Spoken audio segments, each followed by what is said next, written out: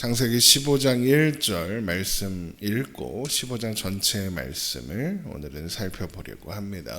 창세기 15장 1절 우리 한 목소리로 읽겠습니다. 이후에 여호와의 말씀이 환상 중에 아브라함에게 임하여 이르시되 아브라함아 두려워하지 말라. 나는 내 방패요 너의 지극히 큰 상급이니라. 아멘. 요단 지역에서 일어난 전쟁으로 조카 롯이 포로로 잡혀갔다는 소식을 들은 아브람은 집에서 훈련된 가신들을 이끌고 가서 상대편을 쳐부수고 붙잡혔던 사람들과 빼앗겼던 재물들을 모두 되찾아왔습니다. 이 일로 인해 아브람은 다시 한번 하나님의 전능하심을 확인했고 제사장 멜기세덱을 통해서 하나님이 그 모든 복의 근원이 되신다는 사실도 확인할 수 있었습니다.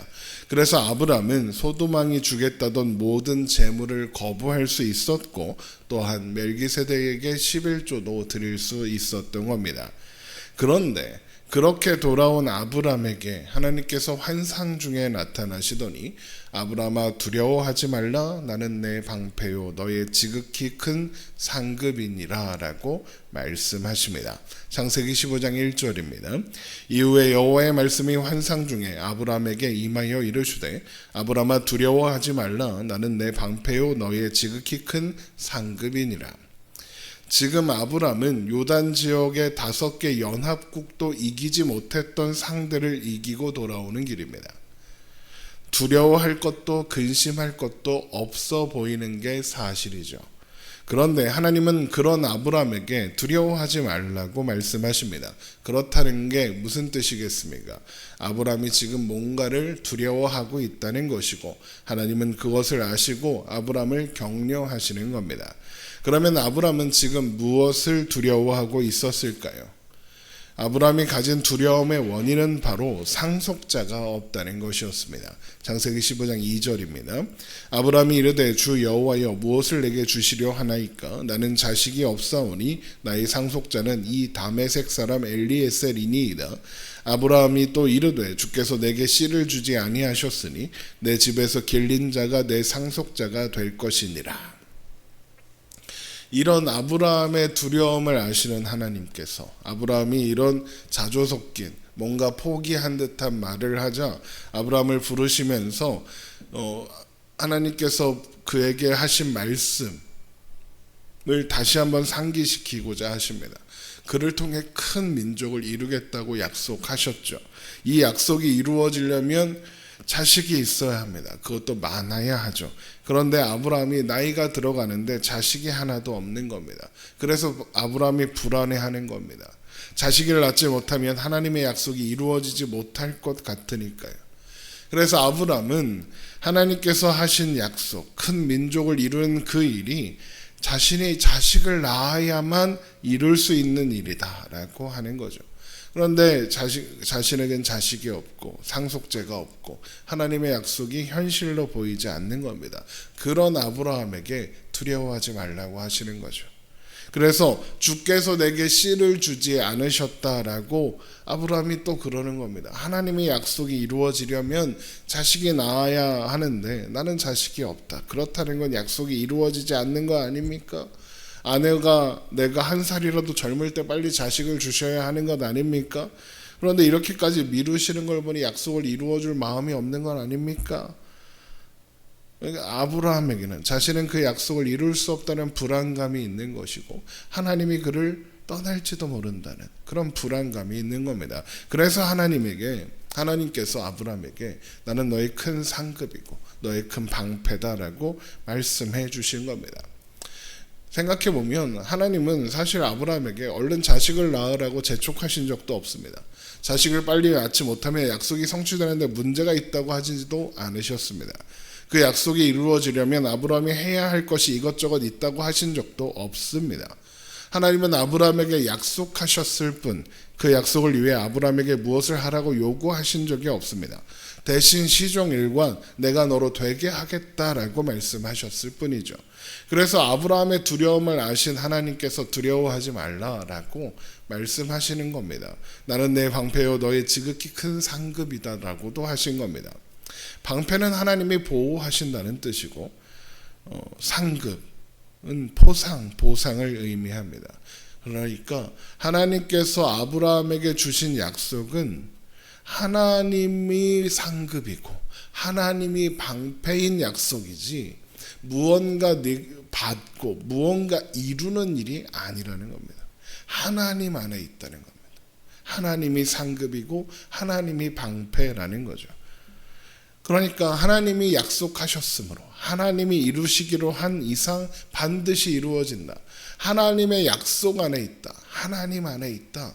너는 그런 존재다. 그러니 두려워하지 말아라 라고 하시는 겁니다.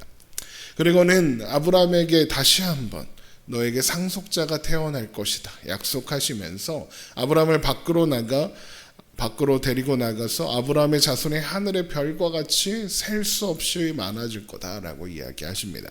창세기 15장 4절입니다. 여호와의 말씀이 그에게 임하여 이르시되 그 사람이 내 상속자가 아니라 내 몸에서 날 자가 내 상속자가 되리라 하시고 그를 이끌고 밖으로 나가 이르시되 하늘을 우러러 무뼈를 셀 수 있나 보라. 또 그에게 이르시되 내 자손이 이와 같으리라. 이런 하나님의 말씀을 들은 아브라함이 아멘합니다. 드디어 아멘합니다. 그리고 하나님은 그런 아브라함의 아멘을 의로 여기십니다. 창세기 15장 6절입니다. 아브라함이 여호와를 믿으니 여호와께서 이를 그의 의로 여기시고, 여기 믿으니라고 번역된 단어가 아멘입니다. 그리고 하나님은 아브라함의 믿음에 의라는 가치를 부여하셨습니다. 그러니까 아브라함의 믿음을 칭찬하신 겁니다. 그런데 이 장면을 보고 착각하면 안 됩니다. 아브라함이 어려운 상황 속에서도 믿음으로 하나님을 붙잡았다, 이런 이야기가 아니기 때문입니다. 이 장면이 우리에게 보여주는 건 지금 이 상황에서 아브라함이 할 수 있는 일, 그리고 해야 하는 일은 하나님이 말씀하시는 것을 믿는 것밖에 없었다라는 걸 보여주는 겁니다. 아브라함 개인적으로는 그래요, 하나님이 말씀하시느니 믿어야죠, 이거밖에 할 수 없다는 것이고, 또 하나님은 그것을 의로 여기심으로써 그래, 네가 지금 해야 하는 일은 하나님과 하나님의 약속을 믿는 것뿐이다 라고 말씀하시는 겁니다. 하나님이 이루시는 역사에서 사람이 보일 수 있는 반응은 오직 하나, 믿는 것 외에 달리 할 일이 없고 할 수 있는 일도 없다는 겁니다. 뭘 한다고 보탬이 되지 않고 뭘 안 한다고 방해가 되지 않습니다. 할 수 있는 일이 없다는 걸 아니까 아멘, 말씀대로 이루어 주소서라고 할 수밖에 없는 겁니다. 그래서 이어지는 말씀에 아브라함의 믿음이 얼마나 훌륭한지가 아니라 하나님이 어떤 분이신가를 계속 설명하는 겁니다. 창세기 15장 7절입니다. 또 그에게 이르시되 나는 이 땅을 내게 주어 소유를 삼게 하려고 너를 갈대아 우르에서 이끌어낸 여호와니라. 야 아브라함아, 나잖아, 나야 나 너를 인도해낸 여호와 하나님. 너 애굽 갔다 봤잖아. 내가 너를 이제까지 이끌었잖아. 그게 나잖아. 그러니까 걱정하지 마, 그러시는 겁니다. 그런데 아브라함이 뭐라고 합니까? 창세기 15장 8절입니다. 그가 이르되 주 여호와여, 내가 이 땅을 소유로 받을 것을 무엇으로 알리이까? 다르게 말하면 하나님이 그 약속을 지키신다는 걸 내가 어떻게 믿을 수 있겠습니까? 확인이 필요합니다 라는 말입니다. 하나님의 약속 앞에서 할 수 있는 일이라고는 아멘밖에 없어서 아멘 하기는 했지만 불안한 겁니다. 두려운 겁니다.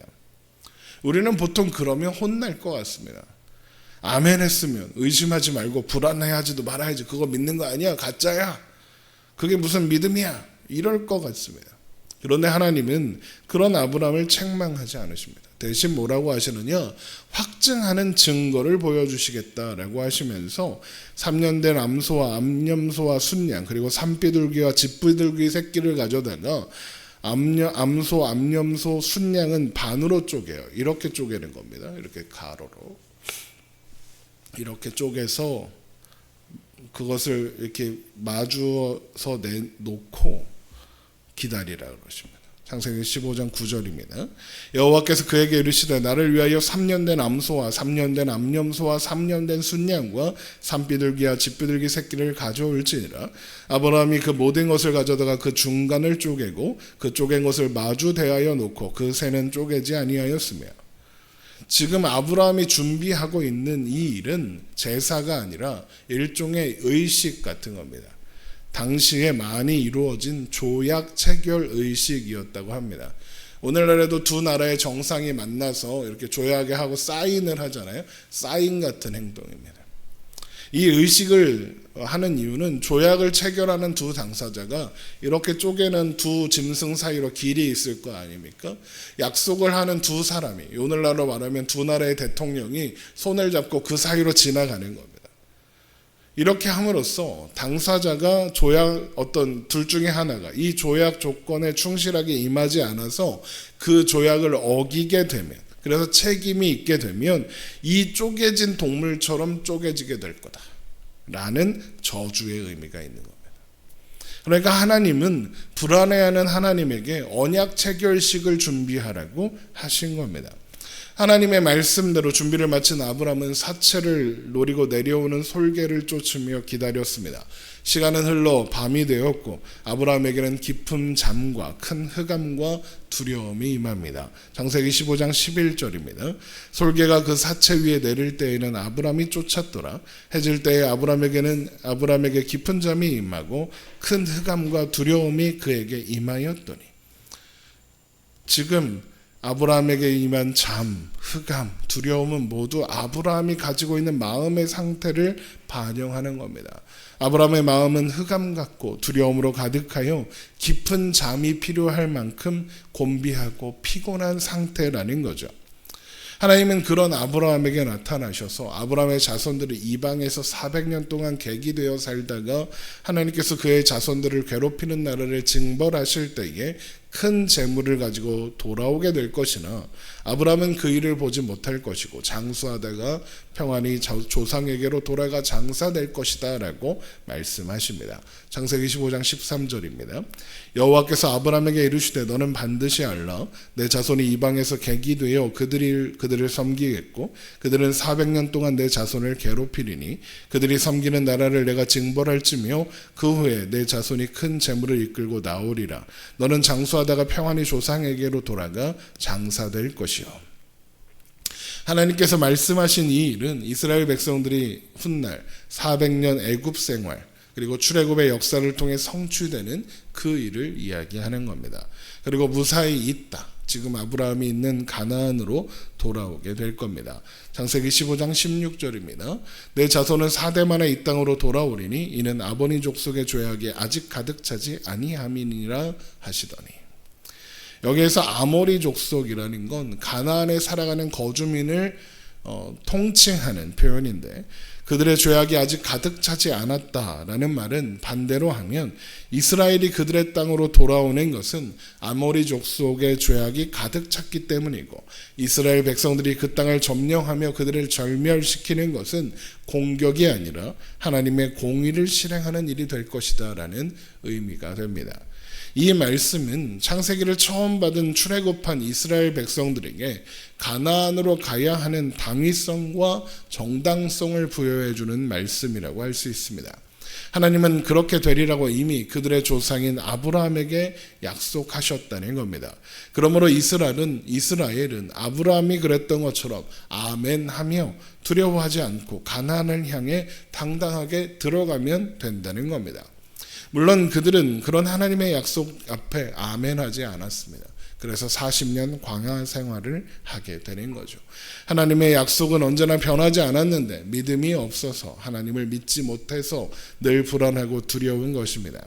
그러나 하나님은 그런 불안과 두려움 속으로 찾아오셔서 하나님을 나타내시고 하나님을 가르쳐 주사 우리를 믿음의 자리로 데리고 가시는 거죠. 아브라함에게 그러셨던 것처럼 말입니다. 창세기 15장 17절입니다. 해가 져서 어두울 때 연기 나는 화로가 보이며 타는 횃불이 쪼갠 고기 사이로 지나가더라. 그날에 여호와께서 아브라함과 더불어 언약을 세워 이르시되 내가 이 땅을 애굽 강에서부터 그 큰 강 유브라데까지 내 자손에게 주노니 곧 겐 족속과 그니스 족속과 감몬 족속과 헷 족속과 브리스 족속과 르바 족속과 아모리 족속과 가나안 족속과 기르가스 족속과 여부스 족속의 땅이니라 하셨더라. 아브라함이 준비한 언약 체결식이 진행된 겁니다.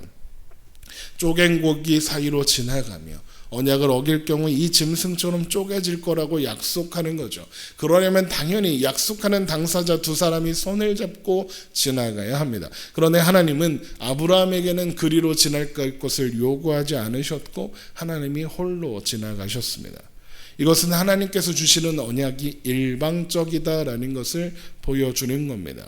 언약을 이루는 것은 아브라함이 아니라 하나님이라는 거죠. 이 약속은 아브라함과 관계없이 하나님이 이루어 내시는 일이다라는 거죠. 그리고 그 똑같은 이 쪼갠 고기 사이로 지나가는 그 화로같이 타는 그 불이 지금 말씀을 받고 있는 이스라엘 백성들 곁에 있습니다. 낮에는 구름 기둥, 밤에는 불 기둥. 타는 불 기둥이 아브라함의 쪼갠 고기 사이로 지나갔던 그 화로 같은 것이 이스라엘 백성들 눈앞에 있는 겁니다. 이 말씀을 읽으면서 그걸 기억하는 겁니다. 하나님이 이루시는 일이구나. 나 여호와 하나님이 이루어내겠다 하시는 하나님의 말씀을 기억하는 겁니다.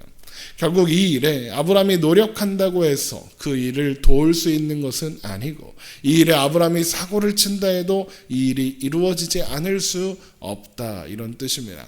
실제로 이 일 뒤에 바로 아브라함이 하갈과 동침하여 이스마엘을 낳는 사고를 치게 됩니다.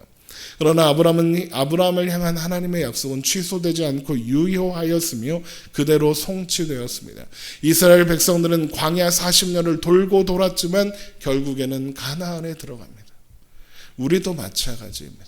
내가 노력한다고 해서 하나님께서 우리 인생에 약속하신 일들이 더 빨리 이루어지거나 늦어지거나 하는 것이 아닙니다. 내가 바람에 흔들리는 갈대처럼 되어 믿음과 의심의 경계성을 드나들고 있다 하더라도 하나님은 그 일을 반드시 이루어내고야 마시는 겁니다. 그래서 우리는 여전히 내 상황과 내 모습은 동일하지만 어제와 다르지 않을 삶을 살고 있지만, 그래서 두렵고 무섭지만 그래도 한 걸음 한 걸음 떼어 나아갈 수 있는 겁니다. 그리고 그것이 믿음의 여정입니다.